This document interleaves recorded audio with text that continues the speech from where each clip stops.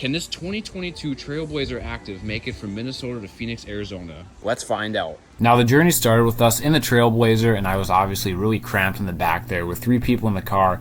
But oh well, it is what it is. Now, we headed south towards Albert Lea, Minnesota, and went that direction towards Iowa. As we started this journey to Phoenix, Arizona, there was a lot of construction popping up in the area, and probably the most interesting thing in Iowa was its Barilla factory as we passed it.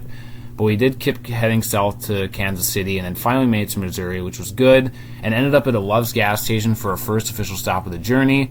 And then we did, after that, continue on our way toward Topeka and that area as we made our way over the vast grasslands of Kansas, which I kind of did expect to see nothing, but didn't make it any more exciting. We did make it to a Whataburger, and I had this really good grilled salad, so I would recommend that when you go there.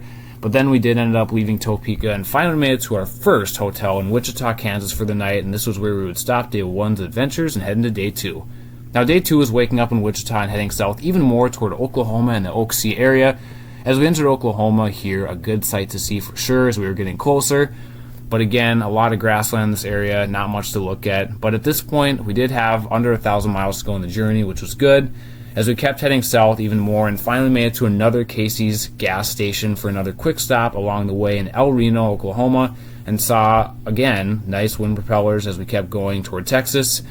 But we finally did make it to Texas here, which was great, and looked out at the beautiful blue sky ahead and kept going over the vast grasslands and had to stop at Buc-ee's in Amarillo, Texas. I always love going to these, especially being from the Midwest where I don't have them as much up here.